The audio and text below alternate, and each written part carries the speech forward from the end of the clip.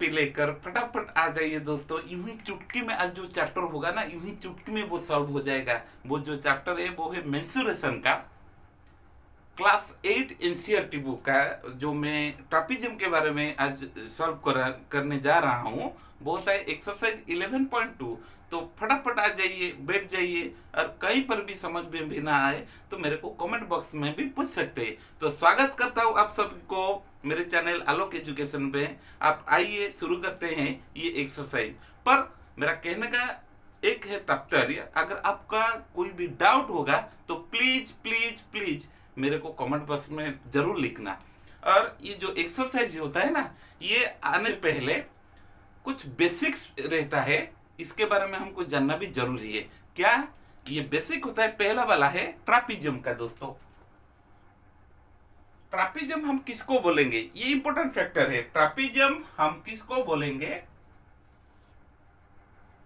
मैंने यहां पर एक फिगर ड्रॉ किया।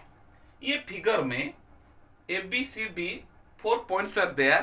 So how can we say that this is a trapezium? इसका पीछे कारण क्या है कि ये लाइन पैरेलल, मतलब AB इज पैरेलल टू अगर CD होगा, और कुछ नहीं चाहिए हमको, कुछ नहीं चाहिए, बस इतना ही चाहिए कि AB इज पैरेलल टू अगर CD हो जाएगा तो ये डेफिनेटली ट्रापिज्म आपका है, और कुछ नहीं चाहिए।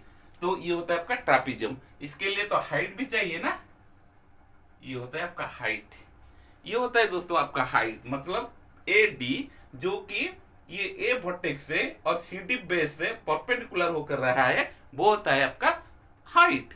तो इसका एरिया कैसे निकलता है, लिख दीजिए दोस्त। ये most important, area of trapezium half H whole into A plus B। तो इसका जो एरिया रहता है इस तरह की है कि half H plus whole into A plus B।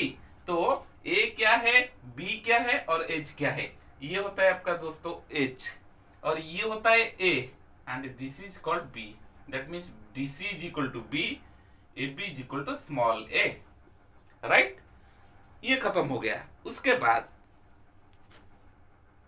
अब हम देखेंगे रोम्बस किसको बोलेंगे। रोम्बस क्या है?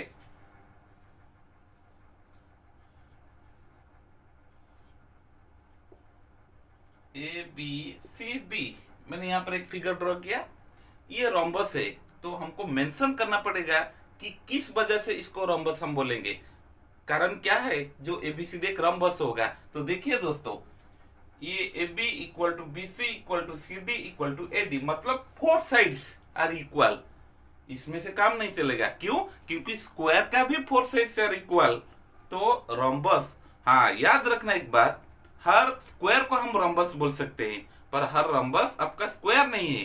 तो क्या चाहिए, ये 4 साइड इक्वल हो गया है, एक पॉइंट। दूसरा वाला पॉइंट कि इसका जो डायगोनल होता है, ये डायगोनल आर परपेंडिकुलर बाइसेक्टर। ये डायगोनल, ये परपेंडिकुलर बाइसेक्टर, यानी कि ये तो AC एंड BD को 90 डिग्री में इंटरसेक्ट करेगा, और उसके साथ भी ये जो पॉइंट रहा है ना OA is equal to OC and OD is equal to OB। ये परपेंडिकुलर इन बाइसेक्टर, पर कभी भी AC is not equal to BD। AC equal to BD, ये स्क्वायर अगर हम लेंगे तो ये इक्वल हो सकता है, पर यहाँ पर रोम्बस के केस में ये हो सकता है और नहीं भी हो सकता है। ये कोई मेन फैक्टर नहीं, पर मेन फैक्टर क्या है, OA is equal to OC and OD is equal to OB, and ये परपेंडिकुलरली बाइसेक्टर है। ये होता है रोम्बस। तो इसका जो एरिया निकलता है, ये एरिया का फॉर्मूला क्या है दोस्तों, लिख दीजिएगा। Area of rhombus is equal to half into D1 into D2। Square unit हमेशा एरिया स्क्वायर यूनिट में निकलता है, ठीक है। तो एरिया हमेशा स्क्वायर यूनिट में निकलता है। तो half into D1 into D2। D1 मतलब एक डायगोनल, यहां पर मैं लिख सकता हूं AC, और D2 मतलब दूसरा वाला डायगोनल वो होता है आपका BD।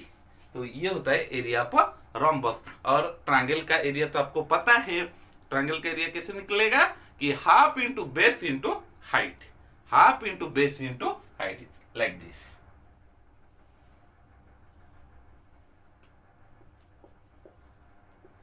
ये होता है आपका बेस, ये होता है आपका हाइट। तो half into base into height is equal to area of any triangle, area of any triangle. ठीक है, तो ये बेसिक जो चीज है ये मैंने बता दिया। अब चलते हैं एक्सरसाइज 11.2 एनसीईआरटी क्लास 8 का सॉल्व कैसे करेंगे। ठीक है, चलिए दोस्तों अभी शुरू करते हैं। आपका जो एक्सरसाइज 11.2 का मतलब एनसीईआरटी बुक क्लास 8 का वो मैं सॉल्व करने जा रहा हूँ। आप देखिएगा यूं ही चुटकी में वो प्रॉब्लम सॉल्व हो जाएगा, दिक्कत कहां पर भी नहीं होगा। आप देखिएगा तो पहला वाला जो क्वेश्चन है दोस्तों, क्वेश्चन दिया है कि एक टेबल है, टेबल का जो सरफेस यानी कि जो टॉप है वो एक ट्रापेजियम शेप है।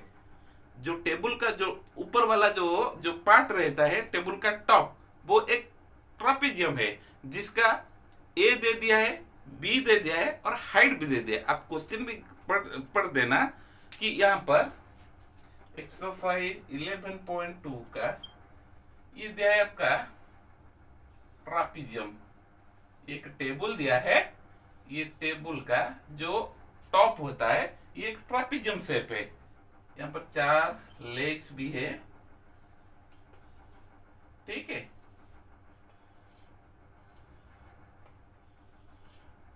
ठीक है, तो यहाँ पर ये दिया गया 1 मीटर और ये होता है आपका 1.2 मीटर, यानी कि जो ऊपर साइड दिया है दो पैरेलल साइड से एक पैरेलल साइड का लेंथ दे दिया है 1 मीटर और दूसरा वाला दिया है 1.2 मीटर। और क्या चाहिए, एरिया निकलने के लिए हमको याद रखना H चाहिए, A चाहिए और B भी चाहिए। हाइट यहां पर दिया है, ये होता है हाइट, मैंने नाम दे रहा हूं यहां पे, ये होता है आपका 0.8 मीटर। ठीक है दोस्तों, यहां पर जो हाइट दिया है वो हुआ है आपका 0.8 मीटर। तो फटाफट ऐसे लिख देना कि क्या दिया है, ए बी यानी कि ए 1 मीटर, सी डी बहुत सिंपल सा क्वेश्चन है ये, और ए जो कि height is equal to H is equal to 0.8 metre. ये 3 चाहिए और क्या चाहिए हमको, कुछ नहीं। तो एरिया फॉर्मूला भी लिख देना, area of trapezium is equal to half H whole into A plus B. ठीक है मेरे दोस्तों, half H into A plus B, put the value and get the answer. Half into H, H मतलब 0.8 metre whole into A मतलब 1 metre plus 1.2 metre, half into 0.8 metre 1.2 plus 1 2.2 metre. फिर भी अगर decimal का कोई दिक्कत आ रहा है देख लीजिएगा, 1.0 मीटर प्लस 1.2 मीटर, क्योंकि ये हो गया है डेसिमल पार्ट, ये होता है होल नंबर पार्ट। डेसिमल का लेफ्ट साइड में आपका होल नंबर रहता है और राइट साइड में डेसिमल नंबर। तो इधर 1 मतलब 1.0 के बराबर होता है। मैंने डेसिमल जो 1.2 यहाँ पर रखा गया तो इसके वजह से यहाँ पर मैंने 0 रख दिया। अब कोई प्रॉब्लम नहीं, देख रहे 2 इधर ये सिंपलेस्ट हो जाएगा, मतलब 1.1 हो जाएगा। अब इसको ना इसके साथ मल्टीप्लाई कर दीजिए, 1.1 इंटू 0.8, 8 1 8, 8 1 इज 8। डेसिमल 2 छोड़ के दे देना, क्योंकि इधर डेसिमल एक डिजिट के बाद एक डेसिमल है और एक डिजिट के बाद एक डेसिमल है, तो ये कुल मिलाकर 2 डिजिट रहा है। तो इस वजह से मैंने यहाँ पर क्या किया, 0.88 यूनिट क्या है, बोलिए बच्चों, यूनिट क्या है, metre into metre, metre into metre, metre square. So finally ये एरिया जो ट्रापेजियम का What is the area of this trapezium? The area of this trapezium is 0.88 metre square. ठीक है.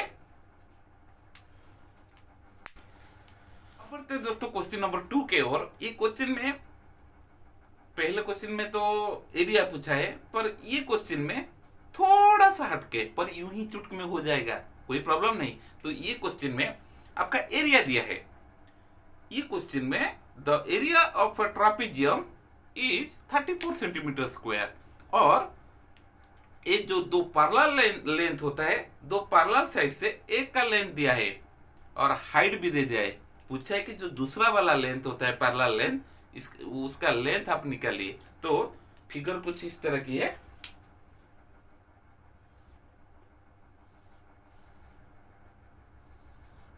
ये होता है आपका ट्रापेजियम. इसमें से एरिया दिया है, एरिया 34 cm स्क्वायर. हाइट भी दिया है, हाइट E 4 cm. और ये जो AB और CD जो लेंथ है ना, ये दोनों में से कोई एक का दिया है. समझो ये दे दिया है.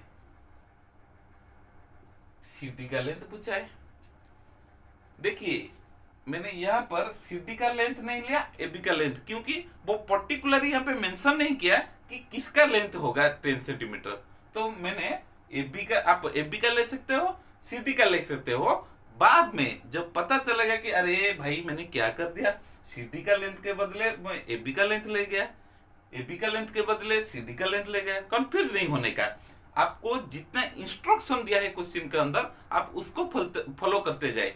तो यहाँ पर क्या है कि सपोज AB दिया, मैंने AB ले गया 10 सेंटीमीटर और आपका हाइट दिया है 4 cm and area is also given here, that is equal to 34 centimetre square. ठीक है. तो ये जो CD का लेंथ कितना निकलेगा, हमको तो पता है इसका एरिया कैसे निकलता है. तो एरिया निकलने के लिए फॉर्मूला क्या है, area equal to half h whole into a plus b. This implies that half h whole into a plus b equal to 34. यहाँ पर मैंने एक सिंबल दिया implies. implies कब यूज होता है आपको पता है, जब हम कोई वेरिएबल का सॉल्व कर रहे हैं, मतलब वेरिएबल का वैल्यू हमको पता नहीं है, हमको निकालना चाहिए, तो यहाँ पर हम implies का मार्क लगाएंगे. अन्यथा ये इंप्लाइज मार्क कभी भी मत देना मेरे बच्चों. तो यहाँ पर हाफ इंटू एच का लेंथ दिया है 4 इंटू ए. सपोज ए का मैंने ले गया 10 plus B equal to 34. This implies that ये 2 4 में सिंपलेस्ट हो जाएगा. 2 इंटू 10 प्लस 2 इंटू बी. ये कैसे निकल रहा है, ये निकल रहा है इस तरह की कुछ. मतलब मैं बीट बाय बीट आपको करवाने के लिए कोशिश करता हूं कि आप समझिए please. 2 whole into 10 plus B इस तरह की रहा ना. तो यहाँ पर मैंने डिस्ट्रीब्यूटिव लॉ अप्लाई किया. डिस्ट्रीब्यूटिव लॉ क्या होता है कि a whole into B plus C is equal to a into B plus a into C. माने इसका मतलब 2 इंटू 10 प्लस 2 इंटू बी. बस इतना ही चाहिए जो कि मैंने यहाँ पर लिखा. Equal to 34. This implies 2 10 are 20 plus 2b equal to 34. अब कैसे सॉल्व होगा, दिस implies यहाँ पर 20 ऐड होकर रहा है ना, तो हम सेकेंड राइट और के ले चलें. तो 2b इक्वल टू 34 माइनस 20. यहाँ पर 20 प्लस होके रहा है, तो अगर हम राइट साइड को उसको ले जाएंगे तो वो माइनस होगा. b equal to 34 minus 20 14 by ये 2b मतलब क्या है 2 इंटू बी. समझिए 2b का मतलब है 2 इंटू बी, मतलब 2b के साथ मल्टीप्लाई होके रहा है. तो मेरे को चाहिए b, यानी कि ये वेरिएबल चाहिए, मेरे को चाहिए b. तो 14 बाई 2 यानी कि 7 cm. b मतलब जो CD का लेंथ है वो होता है 7 cm. देखिए अब मैंने जो लिया था 10 सेंटीमीटर, अब कितना उसका जो रिजल्ट आया वो बिल्कुल वाइस वर्सा, मतलब उल्टा हो गया है। तो हम क्या लिए थे पहले, ए बी को लिए थे 10 ना, तो अब क्या होगा, सी डी हो गया 10, अब ए बी हो जाएगा 7 सी एम। तो थोड़ा सा एडिट हम यहाँ पर करना चाहिए, क्यों, क्योंकि उल्टा आ रहा है रिजल्ट। तो हम सीधी लिख सकते हैं 10 cm एंड ए बी का लेंथ पूछा है। ठीक है मेरे दोस्तों, क्योंकि यहाँ पर पर्टिकुलर लेंथ ना ए बी का दिया था ना सी डी का, दोनों में से कोई एक का दिया है, तो हमको पता कैसे चलेगा कि कोई किसका लेंथ क्या है। ठीक है मेरे दोस्तों, अब चलिए दोस्तों क्वेश्चन नंबर 3 की ओर, जो कि एक फिगर दिया है। आप बुक ध्यान से देखिएगा प्लीज। फिगर में ट्रापीजियम शेप दिया है, उसका पेरीमीटर दिया है और 3 साइड का लेंथ भी दे दिया है। आपको एरिया निकालना है। फिगर कुछ इस तरह की दिया गया, देखिए 3 नंबर फिगर क्या है,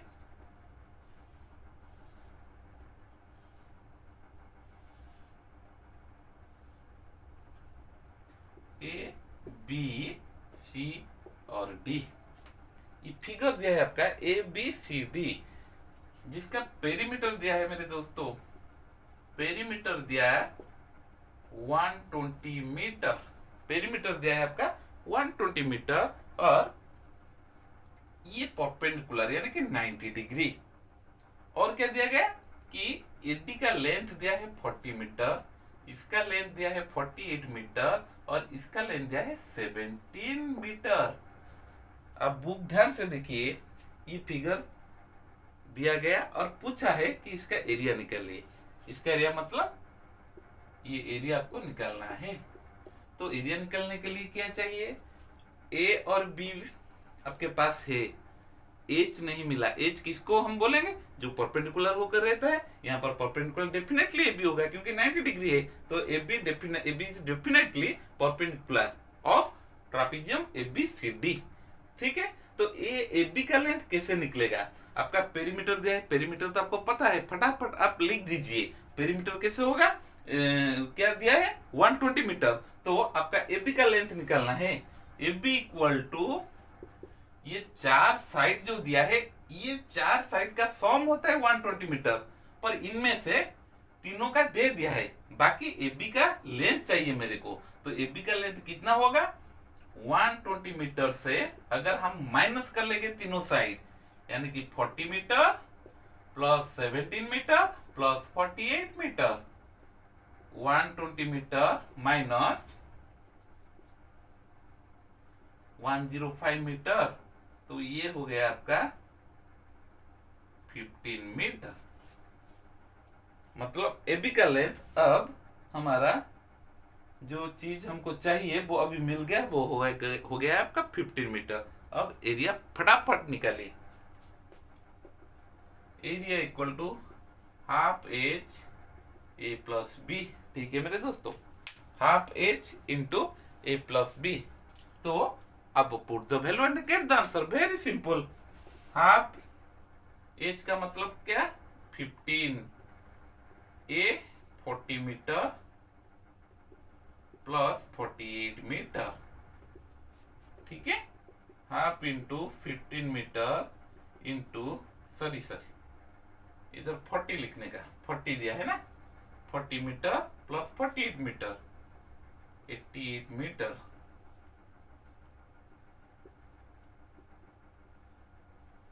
ये आपका हो गया 660 मीटर स्क्वायर। ठीक है बच्चों, आपको ये क्वेश्चन का बस इतना ही ट्रिक है कि बच्चे के मन में भी घबराहट हो जाएगा कि अरे यार हमें ए बी कैसे मिलेगा।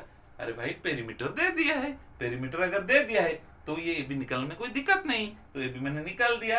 पेरीमीटर से ये तीनों साइड का जो सम का रिजल्ट आता है, ये पेरीमीटर से उसको सब्ट्रैक्शन कर दे, जो लेंथ मिलेगा वो होता है आपका ए बी का लेंथ। अब ये ए बी हो गया आपका एच, एच यहाँ पर मैं पुट कर दिया, मतलब ए बी का लेंथ डाल दिया 40, ए मतलब 40 मीटर, बी मतलब 48 मीटर, तो ये दोनों को ऐड करके 88 मीटर हो गया। अब 2 से ये 88 सिंपलेस्ट हो जाएगा, मतलब ये 2 is divisible by 2 and 88 divisible by 2, तो दोनों को 2 एज ए कॉमन फैक्टर मैंने डिवाइड कर दिया, तो यहाँ पर हो गया 44 इंटू 15 616 मीटर स्क्वायर। अब क्लियर हुआ है? अब क्लियर हुआ है मेरे दोस्तों? अब चलते हैं दोस्तों क्वेश्चन नंबर 4 के ओर।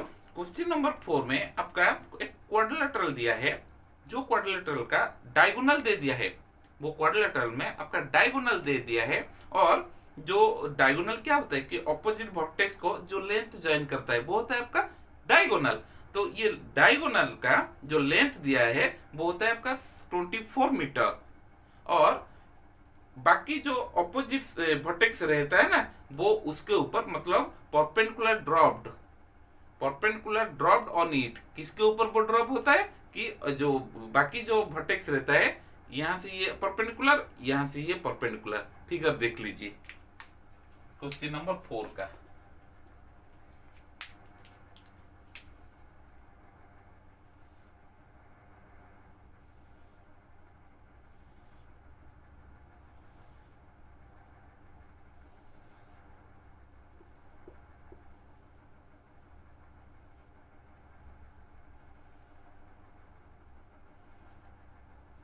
देखिए ये आपका बीडी डायगोनल दे दिया है, ये होता है आपका 24 मीटर। सपोज ये हो गया आपका ई, ये सपोज ए, ठीक है, ठीक है, ठीक है ना। तो इसका लेंथ है 13 मीटर, और इसका जो लेंथ है ये दे दिया आपका 8 मीटर। मैं इसका लेंथ लिख रहा हूं यहाँ पे, मतलब सी क्या दिया है, A E equal to 13 metre, B D equal to 24 metre, and आपका C F equal to 8 metre, इतना दिया है। तो पूछा है कि ये एबीसीडी क्वाड्रिलेटरल का एरिया क्या होगा, ठीक है। तो एरिया निकलने के लिए तो फॉर्मूला बहुत सारे हुए, पर यहाँ पर मैंने जो बीडी कंस्ट्रक्ट किया, मतलब ये जो बीडी डायगोनल ड्रॉ किया, ये ड्रॉ करने के बाद ये क्वाड्रिलेटरल टू ट्रायंगल में कन्वर्ट हो गया, ठीक है बच्चों। ये बीडी जो मैंने डायगोनल अभी कंस्ट्रक्ट किया और क्वेश्चन में भी दिया गया, बीडी कंस्ट्रक्ट करने के बाद आपका जो A B D triangle and B C D triangle, दो ट्रायंगल हो गया है, ठीक है। तो इसका एरिया हमको पता है, मैंने बेसिक्स में भी लिखा था कि एरिया एक ट्रायंगल का कैसा क्या निकलेगा, हाफ एच इंटू बी, मतलब हाफ बेस इंटू हाइट, इसका भी हाफ बेस इंटू हाइट। अब इसका एरिया निकल गया, इसका भी निकल गया, दोनों को फटाफट एडिशन करने से ये क्वाड्रिलेटरल का एरिया हो जाएगा, ठीक है। तो एरिया ऑफ एबीसीडी, पहले ये लिखना चाहिए, area of quadrilateral ABCD equal to triangle area for triangle ABD plus area of triangle BCD. ये ए बी डी का ट्रायंगल है और बी सी डी भी एक ट्रायंगल है, तो ये दोनों को मिला के ये क्वाड्रिलेटरल बनता है ना। तो इसका बेस फॉर्म ये होता है। तो area of ABD, area of ABD triangle ABD equal to half into base, base आपका 24 metre and height equal to 13 metre. 2 से सिंपलेस्ट हो जाएगा 24, 12 3 36, 3 156 मीटर स्क्वायर। अब एरिया निकल गया किसका बच्चों, ट्रायंगल एबीडी का। अब निकालिए ट्रायंगल बीसीडी का area, area of triangle BCD,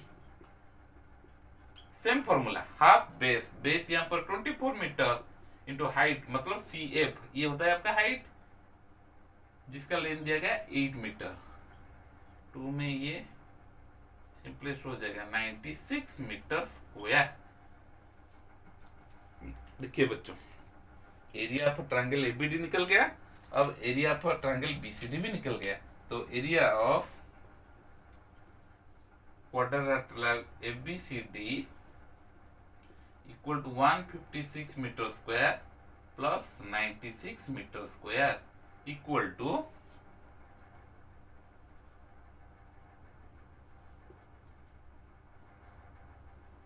252 metre square. समझ में आया मेरे दोस्तों? तो क्वेश्चन नंबर 5 की ओर चलते हैं। ये क्वेश्चन नंबर 5 में दिया है, बहुत सिंपल और यूं ही चुटकी में वो दूर हो जाएगा प्रॉब्लम। एक रोम्बस दिया है, वो रोम्बस का 2 डायगोनल भी दे दिया है, आपको खाली एरिया निकालना है। क्या दिया है आपका क्वेश्चन नंबर 5 में? एक रोम्बस दिया है, ABCD। सपोज ये आपका रोम्बस है, सपोज देख लीजिए ये आपका सपोज रोम्बस है। ये रोम्बस का डायगोनल दिया है, मतलब एक होता है आपका 7.5 मीटर और दूसरा वाला दिया है 12 मीटर। मतलब यहां से ये 12 मीटर और यहां से ये 7.5 मीटर। फटाफट इसका आंसर निकल जाएगा। क्या है? एरिया इक्वल टू, हमको पता है क्या दिया है, पहले लिख दीजिएगा। Given that AC of a rhombus equal to 12 meter, BD equal to 7.5 meter। then area पूछा है ना, area of rhombus equal to half into D1 into D2, यानी कि प्रोडक्ट ऑफ 2 डायगोनल्स। तो हाफ इंटू D1 मतलब 12 metre into 7.5 metre. Simple 6 5 30 45। बहुत simple है। 45.0 और 45 मीटर स्क्वायर भी आप लिख सकते हैं। ठीक है, बहुत सिंपल है दोस्तों। इस वीडियो में मैंने एक्सरसाइज 11.2 का नंबर 1 से लेकर 5 तक मैंने ये पार्ट 1 बनाया, और पार्ट 2 में इसका जो 6 से लेकर 11 तक मैं वो पक्का सॉल्व करूंगा। तब तक के लिए मुझे विदाई दीजिए। बहुत बहुत धन्यवाद। अगर मेरा चैनल आपको अच्छा लग रहा है तो आप प्लीज सब्सक्राइब करना मत भूलिएगा।